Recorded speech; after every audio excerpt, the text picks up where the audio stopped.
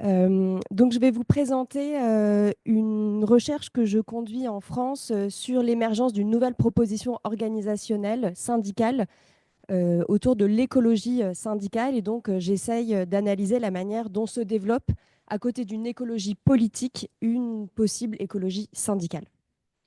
Cette nouvelle proposition syndicale, donc c'est un nouveau syndicat qui a été créé il y a 4 ans et qui s'appelle le Printemps écologique. Donc vous voyez les drapeaux verts qui sont donc leur emblème. Donc là, c'est pendant les manifestations contre la réforme des retraites en France. Et donc qui pose, à mon sens, plusieurs énigmes et plusieurs enjeux. Donc d'abord, deux énigmes. La première énigme, c'est le choix de la structure syndicale, alors que dans les mobilisations écologistes, jusque-là en France, le travail était vraiment le grand absent des débats, à la fois dans les médias, mais aussi dans l'action publique. Et malgré une saturation de l'espace syndical, puisque vous savez, la France est connue pour un fort éparpillement des organisations syndicales, avec 8 organisations syndicales nationales. Deuxième énigme autour du choix du répertoire d'action, puisque il y a en France des marges de manœuvre assez étroites pour les organisations syndicales en entreprise, par le dialogue social et la négociation d'entreprise, de gagner effectivement, voilà, d'avoir des gains, euh, notamment sur les enjeux de redirection écologique. Voilà, ça paraît vraiment très ambitieux. Euh, donc, ça m'a conduit à me poser deux questions. D'abord, les conditions de l'émergence d'une écologie syndicale, donc à côté de cette écologie politique. Qu'est-ce qui fait qu'à un moment, des jeunes salariés s'intéressent à l'entreprise et le constituent comme un espace de mobilisation écologiste? Et puis les conditions du maintien dans cette écologie syndicale plutôt que du désengagement militant, sachant que donc le choix du répertoire d'action n'est pas tout à fait a priori approprié aux enjeux de redirection écologique. Alors pour conduire cette recherche, j'ai donc fait des entretiens avec les militants et les militantes du Printemps écologique, donc de cette organisation syndicale. J'ai conduit des observations, des moments de sociabilité, puisqu'il y a énormément d'espaces dans lesquels se rencontrent les membres. Et puis, j'ai conduit un questionnaire qui a été adressé aux adhérents et aux adhérentes avec le concours des fondateurs de l'organisation syndicale. Et donc, je présenterai ce cas en 3 temps. D'abord, j'essayerai de vous expliquer comment s'est montée cette organisation syndicale. Ensuite, qui y adhère et pourquoi, quels sont à la fois quel type de personnes et puis quels sont leurs intérêts à rejoindre cette organisation. Et puis, comment ils tiennent dans cette organisation. Ce sera mon 3e point. Je me rends compte que j'avais fait ce diaporama en anglais et que je vous projette en français. Je ne sais pas pourquoi. Bon, voilà, c'est trop tard, c'est pas grave. Euh, alors, premier temps sur la genèse de cette organisation syndicale. Donc, c'est vraiment une nouvelle proposition organisationnelle qui vient en fait de salariés qui sont engagés dans leurs entreprises dans des collectifs et qui mesure en fait une forme d'urgence planétaire à réformer, donc à transformer la production, et qui font le constat finalement que les entreprises sont des entités politiques et polluantes. En France, on estime qu'à peu près la moitié des gaz à effet de serre sont produits par l'activité des entreprises, alors que on focalise beaucoup sur les pollutions et la carbonation des individus. Et donc, finalement, pour agir dans le sens d'une redirection écologique, on a besoin de travailler au sein des entreprises pour engager cette transition, avec une volonté donc de corporatisme vert, pour reprendre la typologie qu'on a présentée avec Vincent, c'est-à-dire du dialogue social dans l'entreprise pour transformer les organisations de l'intérieur. Et donc, il y a cette promotion d'une nouvelle organisation. Pourquoi d'une nouvelle organisation? Puisqu'il y a une critique très forte des organisations syndicales existantes qui seraient en fait davantage productivistes et ne parviendraient pas à prendre en charge concrètement ces questions dans l'entreprise. Qui sont ces individus? Donc, c'est des jeunes cadres parisiens qui ont monté cette organisation syndicale Et en fait, ils bénéficient, évidemment, ils ne sont pas situés n'importe où dans l'espace social. Ils bénéficient à la fois donc d'un ensemble de capitaux. D'abord, un capital militant. La plupart sont passés par des associations environnementales ou par des collectifs dans les entreprises, auquel s'ajoute un capital entrepreneurial. Donc, ils sont beaucoup issus de formations qui les ont conduits à la gestion de projets, au montage de projets. Et ils montent cette organisation syndicale comme on monte une start-up. Et donc, le vocable de la start-up est beaucoup utilisé. Il y a vraiment cette idée qu'on se crée un emploi dans une start-up syndicale qui va porter donc ce projet de l'écologie syndicale. À cela s'ajoute encore un capital économique, puisque c'est des salariés qui sont en des moments de rupture de contrat. En France, quand on a des ruptures de contrat, on bénéficie d'allocations, voilà, d'une protection sociale qui est assez favorable et qui permet en fait de se lancer finalement dans la nouvelle aventure dans l'entrepreneuriat, en l'occurrence de l'entrepreneuriat syndical. Et puis un capital temporel qui est aussi nécessaire pour s'engager corps et âme dans le montage, la promotion de cette entreprise syndicale, de cette nouvelle organisation syndicale, donc par ces militants et militantes entrepreneurs, entrepreneuses.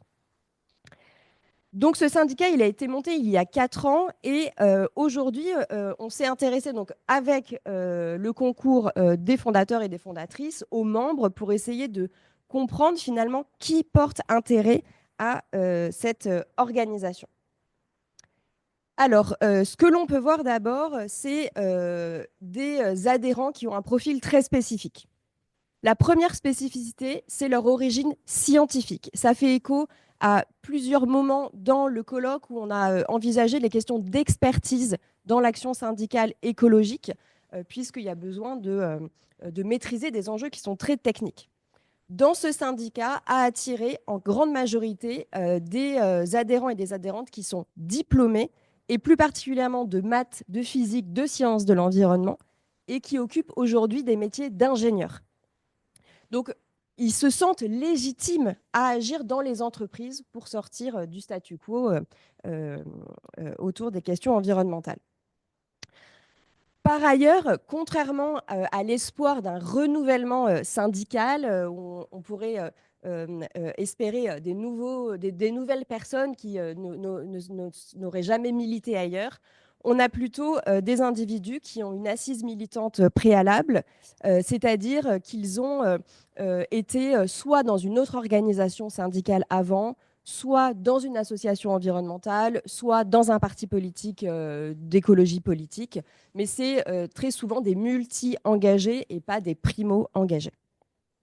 Et puis, la rencontre de ces dispositions écologistes, elle arrive à un moment dans une carrière. Donc ça, quelque chose qui est très classique dans l'engagement syndical. On a des adhérents et des adhérentes qui ont des positions enviables sur le marché du travail. Ils sont fortement diplômés, ils sont titulaires de leur poste, la plupart du temps dans des secteurs qui recrutent beaucoup avec des tensions de main-d'œuvre. Donc, ils peuvent se permettre de prendre ce risque syndical, puisqu'ils pourront retrouver ailleurs des emplois de bonne qualité, bien rémunérés. Et donc, évidemment, ça permet de s'engager. Pourquoi est-ce qu'ils s'engagent? Il y a vraiment cette volonté partagée de peser dans les entreprises. Donc, contrairement aux autres organisations syndicales, on peut avoir des formes d'engagement davantage politiques. Là, c'est vraiment un engagement pragmatique, avec cette idée qu'on s'engage pour avoir un mandat dans l'entreprise. Donc, parmi les adhérents, la moitié ont des mandats dans des entreprises et ils se sont vraiment engagés au moment d'élections professionnelles, pour monter une section syndicale. C'est vraiment pour prendre un mandat qu'on passe le pas et qu'on entre dans ce syndicat. Cependant, ils font rapidement le constat que les institutions du dialogue social en France, dans les entreprises, ne permettent pas d'aborder les sujets de la redirection écologique.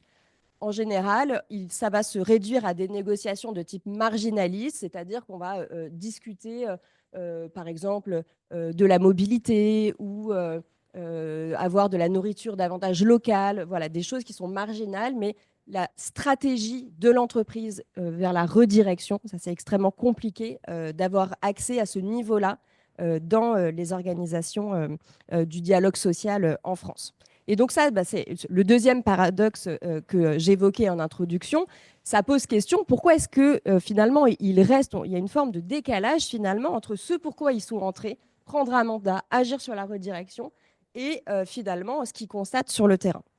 Ce sera donc l'objet de ma dernière partie. Ils restent parce que ça leur permet de tenir au travail et de tenir en dehors du travail.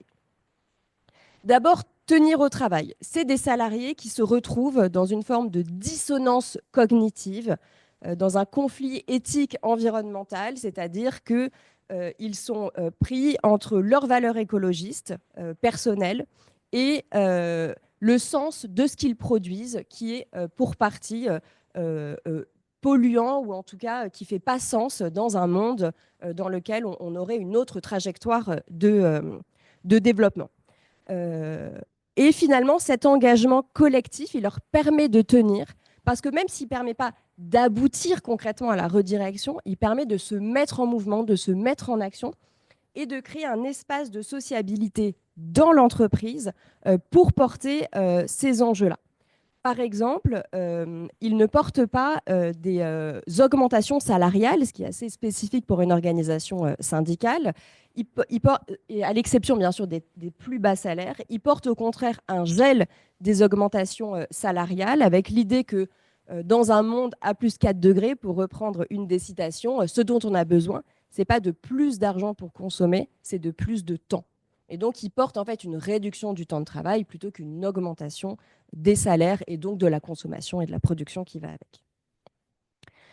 Cet espace, il leur permet aussi de tenir en dehors du travail, puisque bien souvent, il y a des conséquences biographiques à leur engagement, et ils se retrouvent également en dissonance entre leurs valeurs écologistes et les valeurs qui sont portées dans leurs cercles familiaux et amicaux. Plus on s'engage dans l'écologie, plus il peut y avoir ces dissonances avec ses proches. Et là encore, ça permet en fait de créer un espace communautaire et affinitaire. Et dans les observations des moments de sociabilité, on voit bien qu'ils se retrouvent à la fois, bien sûr, pour porter une politique syndicale, mais aussi ils se retrouvent autour d'amitié pour pouvoir, en fait, c'est une forme finalement de safe space, d'espace de sécurité pour vivre son écologie à plein. Pour conclure, donc, quelles sont les conditions pour une écologie syndicale? C'était la question à laquelle cette enquête elle essaye de contribuer. Donc à la fois cette figure de militant entrepreneur pour monter un syndicat comme on a monté une start-up, et puis cette figure des adhérents experts qui bénéficient de l'espace syndical, d'une légitimité pour agir dans l'espace syndical, et qui l'utilisent finalement comme un refuge pour tenir dans et hors le travail. Merci pour votre attention.